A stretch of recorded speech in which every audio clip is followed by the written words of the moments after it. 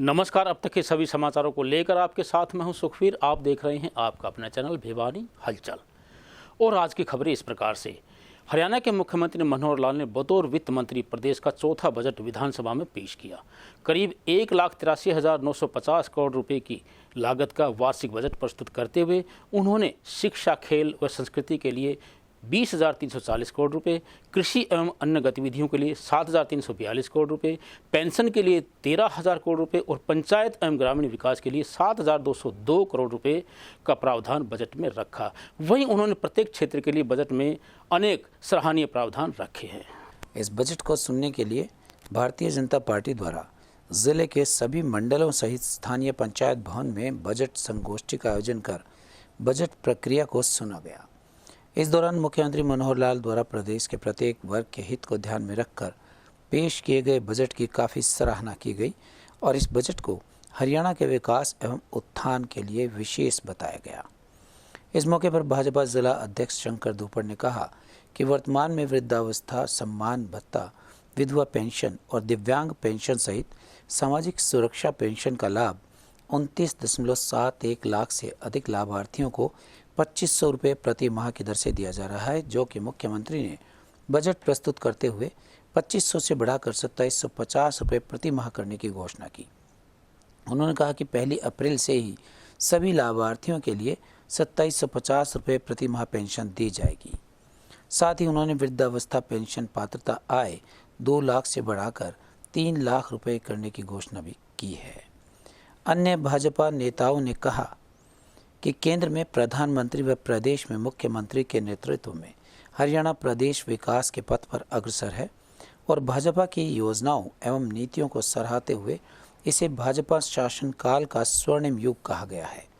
उन्होंने कहा कि भाजपा शासनकाल में हर वर्ग को ध्यान में रखकर योजनाएं लागू की जाती हैं और समय समय पर यह भी सुनिश्चित किया जाता है कि पात्र व्यक्तियों को इसका लाभ मिलता रहे। चौथी बार बजट लेकर आए हैं हरियाणा प्रदेश के लिए, आम जनता के लिए। बहुत ही अच्छा बजट अब तक जो आया है, बहुत अच्छा बजट उन्होंने दिया है। 1,83 करोड़ रुपए 950,000 रुपये का बजट आज आया है, जिसमें शिक्षा के ऊपर, चिकित्सा के ऊपर और दूसरे युवाओं के लिए, उनके लिए बहुत ही अच्छा बजट दिया गया है। पहले से ज़्यादा पैसे बढ़ाए गए हैं और विशेष तौर पर ये भी आज बजट में आया है कि 1,83,000 रुपये से जो कम के हैं हरियाणा में रहने वाले हमारे सभी नारियों पुरुषों सबका उसके लिए और सुविधाएं दी जाएंगी और भी अधिक सुविधाएं इनको मिलेंगी, जिनका इनका जीवन स्तर और भी ऊंचा हो सके और ये गरीबी रेखा से ऊपर उठें और हरियाणा और भी आगे बढ़े।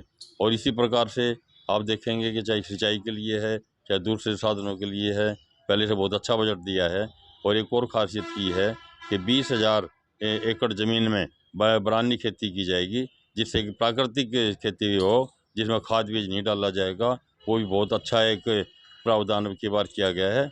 और दूसरे खेती के लिए विशेष तौर पर किसानों का दुगना करने के लिए बहुत से ऐसे साधन उपलब्ध करवाए हैं, जिससे हमारे हरियाणा के किसान और भी आगे बढ़ चुके हैं। माननीय मुख्यमंत्री जी ने आज जो बजट पेश किया है, बहुत ही अच्छा बजट है और 1,83,950 करोड़ रुपए के इस बजट में एक घोषणा तो बहुत ज़बरदस्त की गई है, दीनदयाल उपाध्याय परिवार सुरक्षा योजना। इसमें जो है हर स्टेज के लिए अलग अलग जो है उसका प्रावधान रखा गया है कि किस स्टेज पर अगर कोई गुजरता है किसी परिवार का तो उसको कितना मुआवजा दिया जाएगा, इसके बारे में।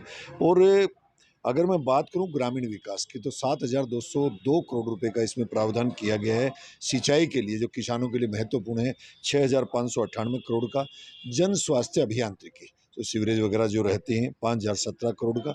और 70 नए पशु चिकित्सालय जो खोजे जाने की जो बात है, तो पशुपालकों के लिए बहुत अच्छी एक जो है सूचना है। ये नए 4,000 प्ले स्कूल जो छोटे बच्चों के लिए जो है खोले जाएंगे, ये बहुत ज़बरदस्त है। स्वास्थ्य, शिक्षा और चिकित्सा 9,647 करोड़ का जो इसमें प्रावधान रखा गया है।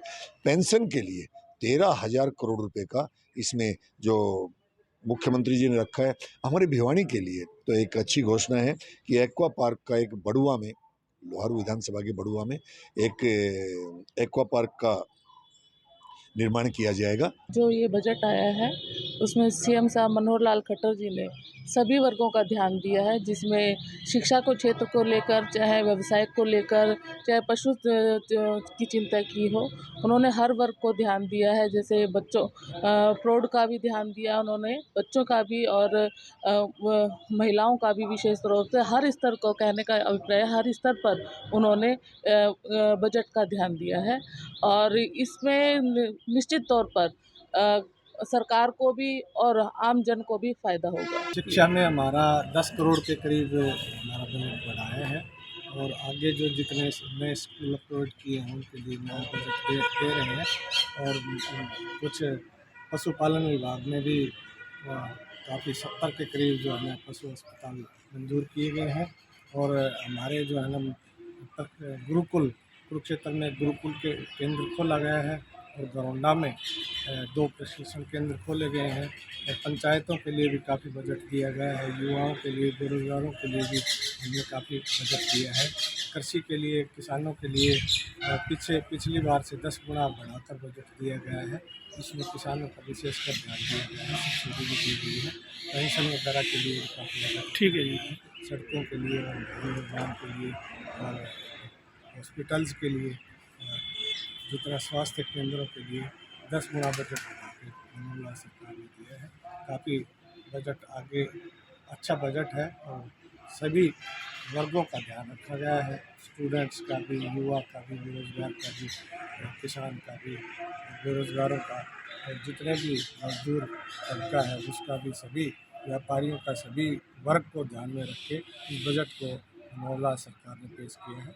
इसके लिए मैं मनोहर लाल जी का बजट आया। देखिए, आज हरियाणा सरकार ने, हमारे आदरणीय मुख्यमंत्री मनोहर लाल जी ने हरियाणा का बजट 1,83,000 करोड़ के लगभग का बजट पेश किया गया, जिसको हम सर्वसमावेशी कह सकते हैं, क्योंकि इसमें सभी वर्गों का ध्यान में रखा गया, चाहे युवा हों, चाहे हमारे बुजुर्ग हों, हमारे ग्रामीण क्षेत्र का ध्यान रखा गया, शहरी क्षेत्र का। हमारे युवाओं को ज़्यादा से ज़्यादा नौकरी मिल सके, इसलिए लाखों युवाओं को स्किल ट्रेनिंग दे करके उनको प्रशिक्षित किया जाएगा और लाखों युवाओं को नौकरियां दी जाएगी। और हरियाणा के अंदर खेल एकेडमी का भी निर्माण किया जाएगा, जिसके माध्यम से हमारे युवा आगे बढ़ पाएंगे। उसी प्रकार अगर हम बात करें ग्रामीण क्षेत्र की, तो 7,200 करोड़ का बजट जो है ग्रामीण क्षेत्र के विकास के लिए आज दिया गया है, जो एक बहुत बड़ी रकम है। इससे हमारे गांव के विकास को गति मिलेगी। उसी प्रकार से अगर हम देखें, हमारी बुढ़ापा पेंशन जो बुजुर्गों को 2,500 रुपये मिलती थी, वो 1 अप्रैल से 2,750 रुपये शुरू हो जाएगी अप्रैल से। तो एक बहुत अच्छी बात है, ये हमारे बुजुर्गों को इतना सम्मान देने हमारी भारतीय जनता पार्टी की सरकार दे रही है। भिवानी में पहली बार 3 दिवसीय कबड्डी महाकुंभ का आयोजन करके रचा जा रहा है नया इतिहास। यह कहना है कबड्डी महाकुंभ के आयोजक भाजपा के स्थानीय निकाय प्रकोष्ठ के जिला संयोजक हर्षदीप डुडेजा और भाजपा युवा मोर्चा के जिला अध्यक्ष व पार्षद राहुल मुंडाल का। उन्होंने बताया कि 24 फरवरी से 26 फरवरी तक स्थानीय मेला ग्राउंड में आयोजित किए जाने वाले महाकुंभ में पहला इनाम 3 लाख रुपये, दूसरा इनाम 2 लाख रुपये और तीसरा इनाम 1 लाख रुपये दिया जाएगा। भिवानी में आयोजित होने वाले कबड्डी के 3 दिवसीय महाकुंभ में खिलाड़ियों के लिए इनामी राशि की कोई कमी नहीं रहेगी, जहां प्रथम पुरस्कार 3 लाख रुपए, द्वितीय पुरस्कार 2 लाख व तृतीय पुरस्कार 1 लाख का होगा। वहीं बेस्ट कैचर को 1 लाख रुपए और बेस्ट रेडर को भी 1 लाख रुपए का नकद इनाम दिया जाएगा। हर्षदीप डुडेजा और राहुल मुंडाल ने इस बारे में बताया कि 3 दिन के महाकुंभ के दौरान विभिन्न अवसरों पर भाजपा के प्रदेश प्रधान ओम प्रकाश धनखड़, कृषि मंत्री श्री जेपी दलाल, राज्यसभा सदस्य लेफ्टिनेंट डीपी वत्स, हिसार के सांसद विजेंद्र सिंह, पूर्व मंत्री एवं भाजपा के प्रदेश उपाध्यक्ष मनीष ग्रोवर, पूर्व प्रदेश अध्यक्ष सुभाष बराला, पूर्व वित्त मंत्री कैप्टन अभिमन्यु, युवा आयोग के चेयरमैन मुकेश गौड़, विधायक घनश्याम सराफ, धर्मेश टेक्सटाइल के निदेशक धर्मेश शाह, भाजपा के जिला प्रधान शंकर धूपड़ और जींद के विधायक कृष्ण मिड्डा उपस्थित रहेंगे। इसके अलावा महंत वेदनाथ जी महाराज, डॉक्टर अशोक गिरी महाराज और महंत चरणदास महाराज का सानिध्य भी मिलेगा। कबड्डी महाकुंभ नाम से ये खेल कराए जा रहे हैं, जो कि ऐतिहासिक ये कबड्डी महाकुंभ रहेगा। आप देखेंगे कि मैंने अपने 42 साल में इतना बड़ा गेम कभी नहीं देखा। एक समय था जब मैं राहुल मुंडाल जी के गांव गया था। मुंडाल में उन्होंने कबड्डी का प्रोग्राम कराया था 2018 में। उसको देख के मैं बड़ा प्रभावित हुआ था। तो कुछ दिन पहले राहुल भाई, मैं, शिल्लू सरपंच बलियाली से, मोक्ष कक्कड़, हम चारों बैठे थे, डिस्कस कर रहे थे। राहुल भाई ने प्रोग्राम बनाया कि मैं मुंडाल में कबड्डी का प्रोग्राम कराना चाहता हूँ। तो मैंने उस भाई से रिक्वेस्ट करी, राहुल भाई से, जो कि अभी जिला पार्षद बनने खुशी में कराना चाहते थे। तो मैंने उनसे रिक्वेस्ट करी कि इस बार प्रोग्राम आप भिवानी में कराइए। भिवानी डिस्ट्रिक्ट में, भिवानी शहर के लोगों को ये देखने का मौका मिले कि सर्कल कबड्डी होती क्या है। शहर में ऐसा कोई भी साधन नहीं है, कोई खेल नहीं है जो कि बच्चे देखने के लिए आए। वैसे जो भिवानी का नाम है, मिनी क्यूबा के नाम से जाना जाता है, छोटी काशी के नाम से जाना जाता है। यहाँ से बड़े बड़े खिलाड़ी निकले, आप देखेंगे, जिनका एशिया में, वर्ल्ड में नाम है। पर यहाँ कोई गेम ऐसे होते नहीं जिससे कि बच्चे एंटरटेनमेंट करें, मनोरंजन करें, उनको देख के प्रभावित हो। जितने देखे बच्चे आज के टाइम में या तो अपनी पढ़ाई में बिजी रहते हैं, सारा दिन किताबों में लगे रहते हैं, उनकी हेल्थ वो बना नहीं पा रहे। क्यों? पढ़ाई के साथ साथ हेल्थ बहुत जरूरी है। जितना आपका शरीर एक्टिव होगा, आपकी डाइट अच्छी होगी, तो पढ़ने में उतना आपको मजा आएगा, शरीर में जान रहेगी, शरीर में क्षमता रहेगी, इम्यूनिटी पावर बढ़ेगी, जिससे आप ज़्यादा घंटे लगातार बैठ के पढ़ाई कर सकते हैं। दूसरा, शरीर को स्वस्थ रखने के लिए ये भी जरूरी है कि कम से कम युवाओं में जो नशे की आदत चल रही है उसको मिटाना है। इस प्रोग्राम के माध्यम से हम युवाओं को जागृत करेंगे कि नशे की लत से दूर रहें। आप देखेंगे मेरे साथ भाई खड़े हैं, सभी किसी न किसी गेम में जुड़े हुए हैं। इनका कहीं ना कहीं रेस में, किसी का एथलीट में, किसी का बॉक्सिंग में, किसी का पहलवानी में कहीं ना कहीं नाम है। इसी के चलते हमने आज ये प्रोग्राम बनाया कि 24, 25, 26 3 दिन का, जो कि ये पूल बनाया जाएगा। 24 तारीख का अलग होगा खिलाड़ियों की टीम का, 25 का अलग होगा, 26 को सिर्फ फाइनल और सेमीफाइनल ही किया जाएगा। और आप देखेंगे कि मुझे इतना भरोसा है कि ये प्रोग्राम एक ऐतिहासिक प्रोग्राम होगा, जिसमें राजस्थान, यूपी, पंजाब, हरियाणा के सारी जगह से खिलाड़ी, जिसकी एक अच्छी शरीर को बनावट दे रखी है, कबड्डी में नाम कमा रखा है, वो यहाँ पहुंचेंगे, अपने आप को दर्शाएंगे। और मैं स्पेशल भिवानी वासियों से ये अनुरोध करूंगा कि हम दोनों भाइयों ने पूरे साथियों का साथ लेकर आप सबके लिए भिवानी में ये गेम रखे हैं। आप घर से यूट्यूब छोड़ के, सोशल मीडिया छोड़ के आप लाइव देखने आइए, एक मनोरंजन करने के लिए आइए। शरीर को कैसे अद्भुत इन खिलाड़ियों ने रख रखा है, उन्होंने जो इतनी मेहनत कर रखी है अपने शरीर को बनावट करने के लिए, इतनी जान बना रखी है, तो उनको लाइव आके देखिए, उनकी भी शोभा बढ़ेगी। उनके अंदर एक हौसला अफजाई होती है कि देखो इतनी जनता, इतनी पब्लिक हमें यहाँ आशीर्वाद देने के लिए पहुंची है।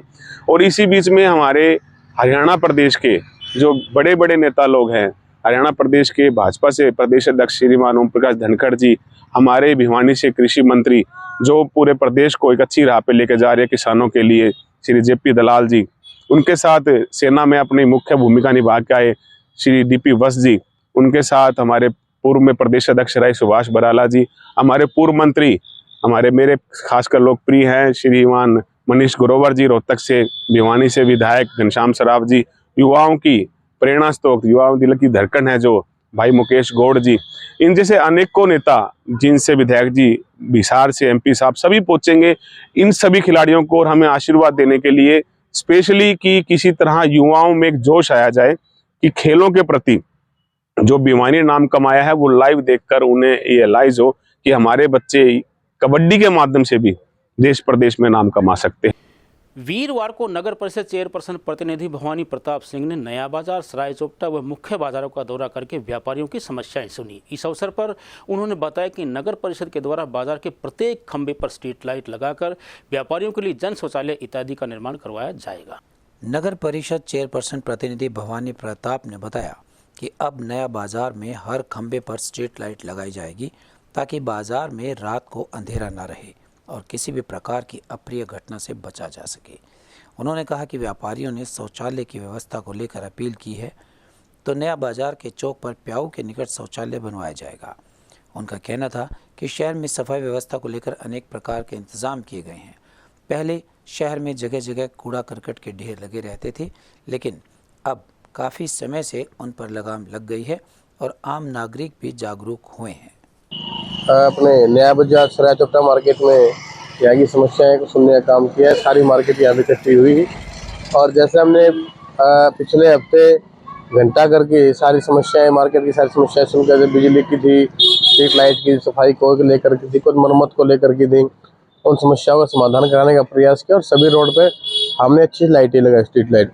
अभी उसी फेज़ में हम सराय चोपटा, नया बाजार, काठ मंडी यहाँ पर सबकी ये शिकायत है, यहाँ रात को अंधेरा रहता है। अब यहाँ पे हम कल से यहाँ पर हर खंभे के ऊपर स्ट्रीट लाइट का व्यवस्था कर देंगे, ताकि रात को अंधेरा ना रहे, अच्छी रोशनी रहे और किसी प्रकार की अप्रिय घटना से बचा जा सके। किस प्रकार की समस्याएं रखी हुई व्यापारियों ने? या एक शौचालय की समस्या, शौचालय के लिए हमने यहाँ प्याऊ है यहाँ पीछे नया बाजार चौक के ऊपर, यहाँ शौचालय की उचित व्यवस्था हमने कराने का यहाँ पर आश्वासन दिया है। और बहुत जल्द एक deluxe toilet, ladies toilet, gents toilet अलग अलग करके यहाँ बनाने का भी काम करेंगे। और सफाई को लेकर भी और हमने यहाँ पर सुधार किए हैं। पहले कचरे के ढेरियाँ लगते थे, आपने देखा होगा सराय चौपटा मार्केट में, यहाँ पर चौक के ऊपर, लेकिन वो ढेर अब कचरा गिरना वहाँ पर बंद हुआ है। लोग भी जागरूक हुए हैं और नगर परिषद से भी हमने अच्छी व्यवस्था बना करके दी है। और सबके साथ लेकर के, सबके आशीर्वाद, सबके सहयोग से निश्चित रूप से हम शहर को सुंदर और स्वच्छ बनाने की तरफ आगे बढ़ रहे हैं। गुरुवार को हिंडनबर्ग रिपोर्ट मामले पर कांग्रेस पार्टी के पूर्व मंत्री राव नरेंद्र सिंह ने स्थानीय पीडब्ल्यूडी रेस्ट हाउस में प्रेस कॉन्फ्रेंस करते हुए केंद्र सरकार पर जमकर हमला बोला। इस अवसर पर मीडिया के माध्यम से उन्होंने हिंडनबर्ग मामले में सुप्रीम कोर्ट के मुख्य न्यायाधीश की निगरानी में जांच करने व रिपोर्ट को प्रतिदिन सार्वजनिक करने की मांग की। कांग्रेस पार्टी ने पूरे प्रदेश में हिंडनबर्ग मामले को लेकर जिला मुख्यालयों पर प्रेस कॉन्फ्रेंस की है। इसी मामले में भिवानी में भी पीडब्ल्यूडी रेस्ट हाउस में एक प्रेस वार्ता का आयोजन किया गया था। इस आयोजन में अनेक मुद्दों पर चर्चा हुई और विभिन्न मुद्दों को लेकर सरकार को आड़े हाथों लिया गया। इस अवसर पर पूर्व मंत्री राव नरेंद्र ने सरकार को अनेक मुद्दों पर घेरा और उच्च स्तरीय जांच की मांग की बात भी कही।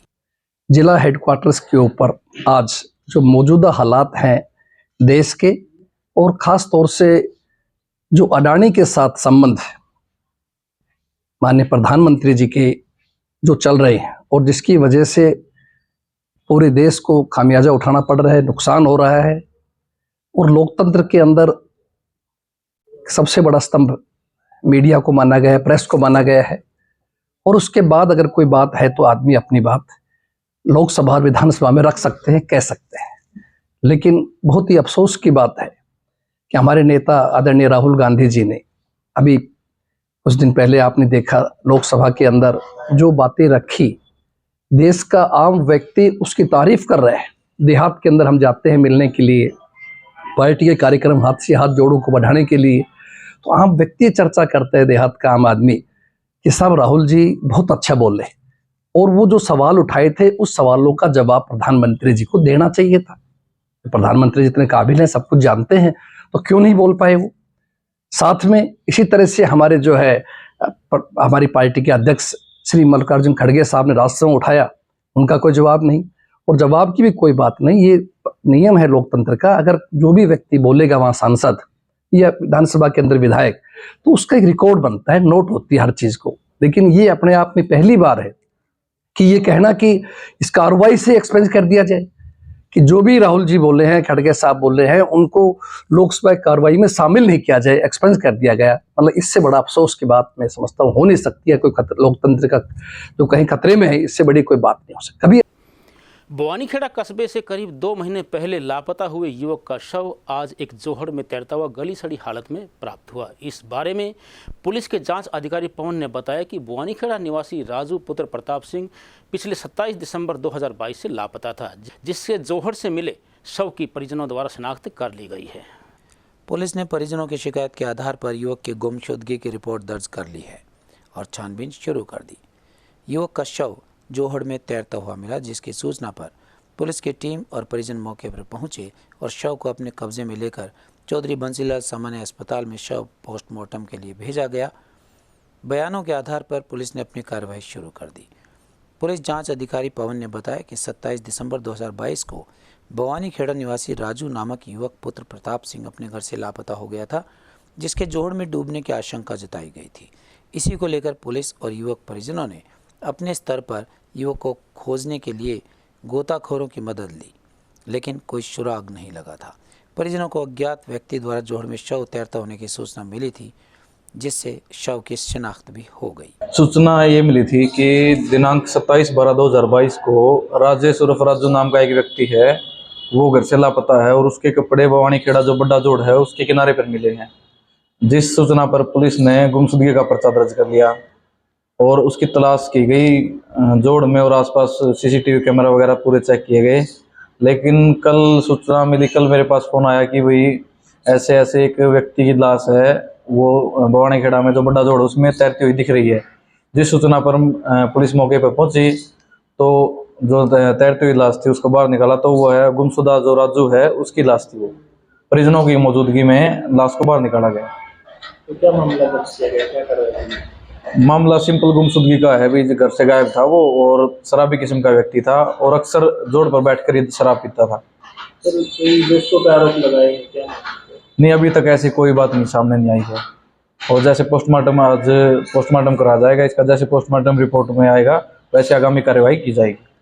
परिजनों की शिकायत पर मुकदमा दर्ज कर लिया गया था और आगामी कार्यवाही अभी जारी है। अभी मुकदमे को कैंसिल वगैरह या फिर वो नहीं किया जाएगा। जैसी पोस्टमार्टम रिपोर्ट होगी वैसी सूरत कार्यवाही अमल में लाई जाएगी। गुरुवार को सोमवारी माता के निकट ब्रह्मा कुमारी राज योगा सेंटर में रोल ऑफ स्पिरिचुअलिटी एवं meditation for excellence in media profession विषय पर एक सेमिनार का आयोजन किया गया। इस अवसर पर भिवानी के DIPRO श्री सुरेंद्र सिंह सिंघल ने बतौर मुख्य अतिथि शिरकत करते हुए पत्रकारों व मीडिया से जुड़े कर्मचारियों को पत्रकारिता के महत्व के बारे में विस्तार से बताया। भिवानी के सिद्धधाम स्थित ब्रह्म कुमारी राज योगा सेंटर में वीरवार को अध्यात्म एवं ध्यान में मीडिया की भूमिका विषय पर संगोष्ठी का आयोजन किया गया। इस कार्यक्रम में मुख्य अतिथि के रूप में जिला सूचना एवं जनसंपर्क अधिकारी सुरेंद्र सिंघल मौजूद रहे।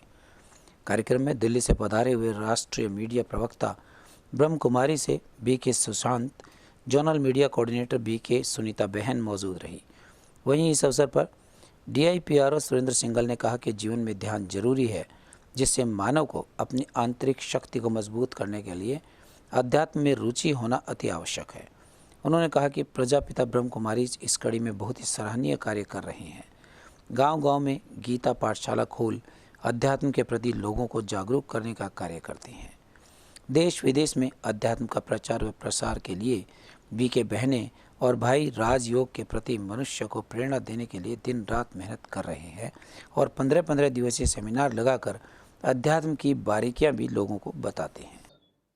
आगे बढ़ने में मीडिया के इसके एक्सीलेंस में इसका क्या रोल है, इसके ऊपर यहाँ आकर भिवानी स्थित इस आश्रम में बहनों ने अपने विचार रखे, DPRO सुरेंद्र सिंघल जी ने विचार रखे और इस चीज़ पर ज़्यादा स्ट्रेस रहा सभी का कि तनाव भरी ज़िंदगी के अंदर, चाहे वो पत्रकार हों, चाहे वो किसी वॉक ऑफ लाइफ के लोग हों, उन्हें मेडिटेशन की ज़रूरत है। मेडिटेशन से तनाव मुक्ति मिलती है। आज प्रजापिता ईश्वरीय ब्रह्मा कुमारी आश्रम द्वारा एक सेमिनार रखा गया था, विशेष तौर पे मीडिया पर्सन के लिए, कि मेडिटेशन का क्या उनके जीवन पर असर पड़ता है, कार्य पर असर पड़ता है। सभी ने अपने विचार रखे हैं। अजय मल्होत्रा जी सीनियर जर्नलिस्ट मुख्य वक्ता के रूप में आज शामिल हुए और उन्होंने अपने संबोधन में बताया कि इसका बड़ा ही रचनात्मक और सकारात्मक प्रभाव मेडिटेशन का हमारे जीवन में पड़ता है। विचारों में भी सकारात्मकता आती है और एक आत्मविश्वास आता है। उससे जो लेखनी है वो पब्लिक तक सकारात्मक ढंग से पहुंचती है। एक अच्छा कार्यक्रम यहाँ पर आयोजित किया गया है। प्रजापिता ब्रह्मा कुमारी ईश्वरीय विश्वविद्यालय 2022 जनवरी 21 तारीख से एक अखिल भारतीय समाधान परक पत्रकारिता से समृद्ध भारत की ओर आज़ादी के अमृत महोत्सव के उपलक्ष्य में आयोजन किया है। उसका एक कड़ी आज भिवानी सिद्धिधाम में आज आयोजित हुआ और उसमें जाने माने भिवानी के समृद्ध पत्रकार, वरिष्ठ पत्रकार करीब 20-25 पत्रकार आए थे और आज का विषय था आध्यात्मिकता और ध्यान के द्वारा, राजयोग ध्यान के द्वारा हम पत्रकारिता में उत्कृष्टता को कैसे प्राप्त करें। और वक्ताओं ने बहुत अच्छा संदेश दिया और हमारा यही ब्रह्मा कुमारी ईश्वरीय विश्वविद्यालय यही लक्ष्य रहता है। ये जो आज का प्रोग्राम हुआ इसका यही लक्ष्य है कि पत्रकारों के जीवन में फिर से वो आंतरिक शक्ति, क्षमता और पॉजिटिव माइंडसेट, जिससे पत्रकार या मानव को सच्ची शांति, सच्ची मानसिक संतुलनता और सच्ची जो है शक्ति की प्राप्ति हो, जिससे अपनी जिम्मेदारी, अपनी उत्तरदायित्व को जो उसको मिली हुई है उसको अच्छी तरह से वो संपादन कर। वीरवार को स्थानीय हुड्डा पार्क के निकट विभिन्न संगठनों से जुड़े जनप्रतिनिधियों द्वारा हिंदू महापंचायत का आयोजन किया गया। इस अवसर पर गोरक्षकों व विभिन्न संगठनों के प्रतिनिधियों द्वारा गोरक्षक श्रीकांत के बेटे को गर्भ में मारने के राजस्थान पुलिस पर आरोप लगाते हुए गोरक्षकों पर दर्ज किए गए मामलों को वापस लेने की सरकार से मांग की। भिवानी में महापंचायत में आज निर्णय लिया गया कि जिस तरह राजस्थान सरकार ने पहले मोनू मानेसर का नाम लिया, उसके बाद कल 8 लोगों के नाम की लिस्ट भी जारी कर दी गई। ये सारे बेकसूर हैं। वहीं श्रीकांत की पत्नी के साथ राजस्थान पुलिस ने जिस तरह से बर्बरतापूर्वक व्यवहार किया है, उसे बजरंग दल और विश्व हिंदू परिषद कार्यकर्ता कतई बर्दाश्त नहीं करेंगे। उन्होंने कहा कि हम CBI जांच की मांग करते हैं। हम भी चाहते हैं कि दोषियों के खिलाफ सख्त से सख्त कार्रवाई हो, लेकिन निर्दोष लोगों को इसमें फंसाया जा रहा है। यह हम कतई बर्दाश्त नहीं कर पाएंगे। सरकार को गौ हत्या पर और कड़े नियम लागू करने चाहिए। अगर सरकार कड़े नियम लागू करती है तो गौ रक्षकों की आने वाले समय में कोई ज़रूरत ही नहीं पड़ेगी। ये हिंदू महापंचायत भाई साहब, ये पिछले दिनों जो नरकंकाल मिले थे राजस्थान के अंदर, बनी के अंदर, उसको लेके आए। अभी ये कल पंचायत हमारी हथीन के अंदर थी। ये पंचायत इसलिए हो रही है कि जो श्रीकांत नाम का लड़का था, जिसका इसमें आरोप लगाया गया है कि वो आरोपी है, राजस्थान पुलिस के 30 से 40 सिपाही उसके परिवार में पहुंचे रात को 3 बजे, और वहां पर जोर जबरदस्ती उसकी जो धर्मपत्नी 9 महीने की गर्भवती थी, उसके पेट में लात मारी, जिससे उसका बच्चा जो गर्भ में था वहीं पे शहीद हो गया गौ माता के लिए।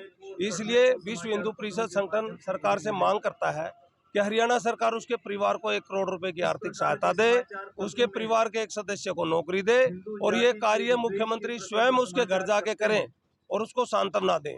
और ये जो हरियाणा के अंदर राजस्थान पुलिस द्वारा जो धींगामस्ती की जा रही है, जोर जबरदस्ती की जा रही है गोरक्षकों के खिलाफ, इसके बारे में हमारा ये कहना है कि जो दोषी हो सिर्फ उसके खिलाफ कार्रवाई हो।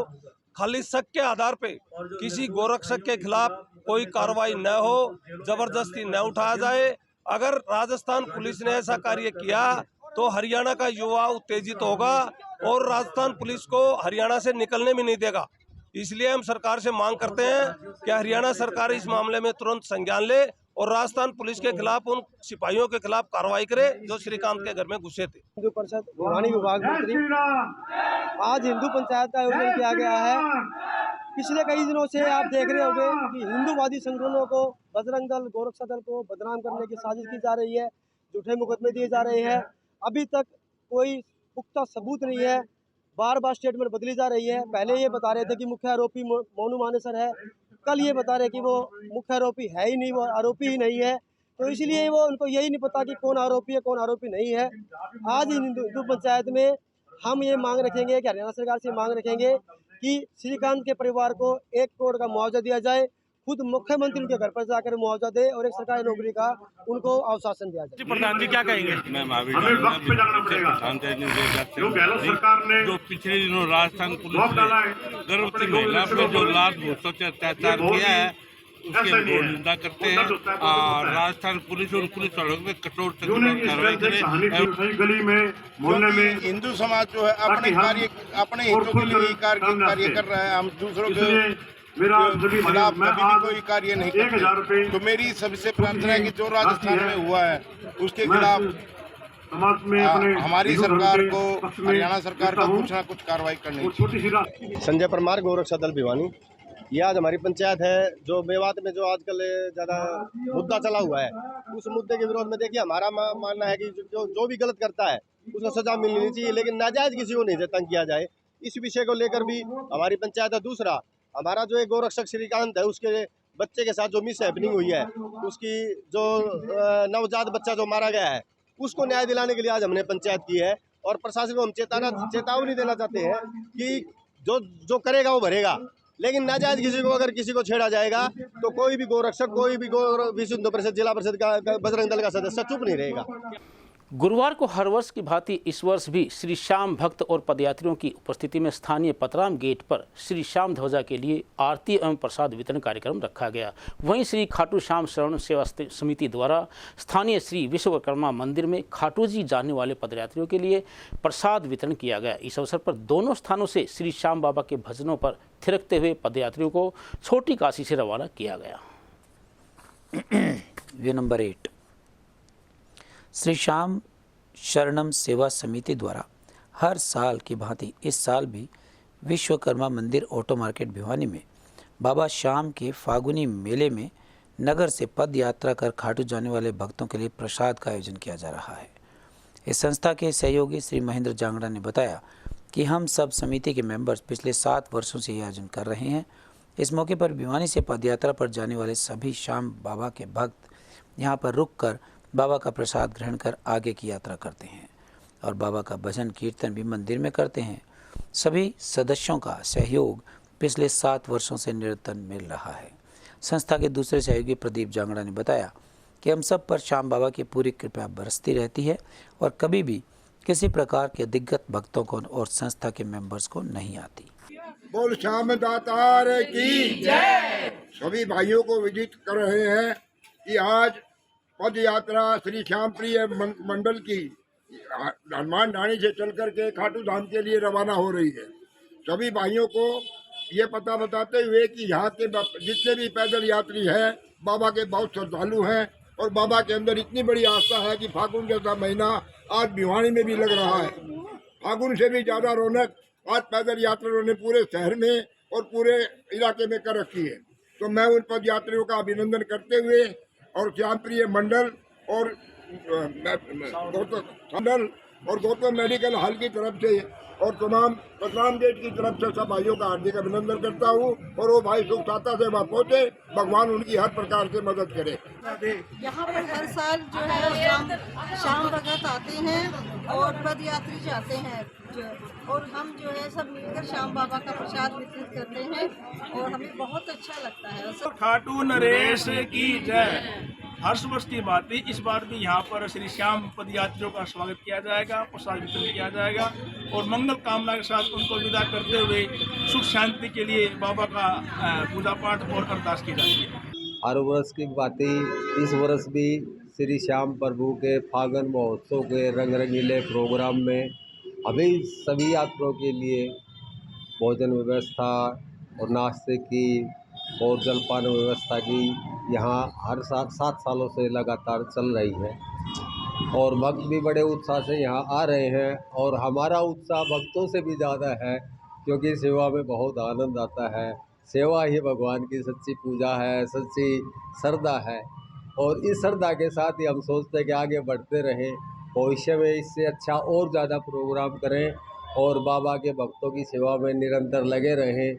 हम तो कहते हैं कि हमारे गठ में जब तक है प्राण बाबा रखना अपने साथ, तेरा ही आशीर्वाद रहे, तेरी ही छाया छत्र में हम जीते रहें और इससे आगे मैं क्या कहूँ। श्याम तो मेरे श्याम हैं, श्याम से बड़ा कोई नहीं, मेरे तो श्याम जगत में इससे बड़ा कोई है ही नहीं मेरे लिए तो। और तो मैं क्या कह सकता हूँ, बाबा के चमत्कार तो इतने हैं, दुनिया चमत्कार देखती है, सब चमत्कार के ही आगे इतने भीड़ चलती है बाबा के साथ। प्रदेश में बढ़ते तापमान व 9वीं व 11वीं कक्षा की परीक्षाओं को ध्यान में रखते हुए शिक्षा विभाग ने किया प्रदेश की निजी व सरकारी स्कूलों के समय में बदलाव। इस बारे में जानकारी प्रदान करते हुए जिला मौलिक शिक्षा अधिकारी नरेश मेहता ने बताया कि सभी विद्यालयों का समय सुबह 8:30 बजे से 2:30 बजे तक और परीक्षाओं का समय 8:30 बजे से 11:30 बजे तक रहेगा। बढ़ते हुए तापमान को देखते हुए सरकार ने विद्यालयों का टाइम शेड्यूल चेंज कर वीरवार को ही स्कूल की टाइमिंग्स में बदलाव कर दिया। अब ये समय सुबह 8 बजे से दोपहर 2:30 बजे तक रहेगा। यह कहना था DEEO नरेश मेहता का। उन्होंने बताया कि सरकार के आदेश आए हैं कि तापमान में परिवर्तन को देखते हुए विद्यालयों का समय बदल दिया गया है। उन्होंने यह भी कहा कि 9वीं और 11वीं कक्षा के पेपर भी शुरू हो गए हैं और इनकी परीक्षा के समय रहेंगे 8:30 बजे से 11 बजे तक।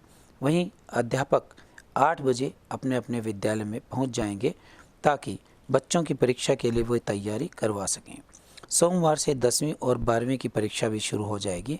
इसे देखते हुए समय का परिवर्तन भी कर दिया गया है। उन्होंने विशेष रूप से बताया कि विभाग द्वारा किसी भी विद्यालय को बंद नहीं किया गया है। कुछ मिडिल स्कूल्स को साथ लगते सीनियर सेकेंडरी स्कूल में शिफ्ट कर दिया गया है। टीचर्स वही हैं, बच्चे वहीं पढ़ते रहेंगे, केवल उनका वीडियो कोड ही बदला गया। स्कूलों का समय परिवर्तन आज से जो है 8 बजे से 2:30 बजे तक कर दिया गया है और ये जो अपने बच्चों की परीक्षाओं के मद्देनज़र है। और आज से बच्चों की परीक्षाएं 9वीं और 11वीं की, जिसका टाइमिंग 8:30 से 11 बजे तक का है, उसी के संदर्भ में की गई है ताकि 8 बजे सारे अध्यापक और बच्चे समय पर पहुँच के अपनी परीक्षा के लिए तैयारी कर सकें और परीक्षाएं हमारी सुचारू रूप से चल सके, क्योंकि सोमवार से हमारी 10वीं और 12वीं का भी जो है बोर्ड एग्ज़ाम शुरू हो रहे हैं। तो इन सारी बातों को देखते हुए ये स्कूल टाइमिंग जो है विभाग द्वारा जो है भिवानी ज़िले के 17 मिडिल स्कूल हैं जिनको जो है साथ लगते हाई या सीनियर सेकेंडरी विद्यालयों में मर्ज किया गया है। मर्ज में टीचर्स वही हैं, बिल्डिंग भी वही है, बच्चे भी वहीं पढ़ रहे हैं, लेकिन उनका जो है डीडीओ कोड जो है वो बदल दिया गया है और एक ही सिंगल डीडीओ द्वारा ही उन सभी को हैंडल किया जाएगा और उन पूरे स्टाफ का वेतन भी जो है उस संबंधित डीडीओ द्वारा ही निकलवाया जाएगा। तो इसमें किसी प्रकार का कोई जो है कॉन्ट्राडिक्शन नहीं है कि वो बंद हो गए हैं, बल्कि उसी ही जगह पर चल रहे हैं, लेकिन उसकी व्यवस्था जो है सेंट्रलाइज कर दी गई है ताकि भाई एक ही हेड के द्वारा ही सारा सुपरविजन किया जा सके। आज की खबरों में बस इतना ही। अब मुझे दीजिए इजाज़त। देखते रहिए आपका अपना चैनल भिवानी हलचल।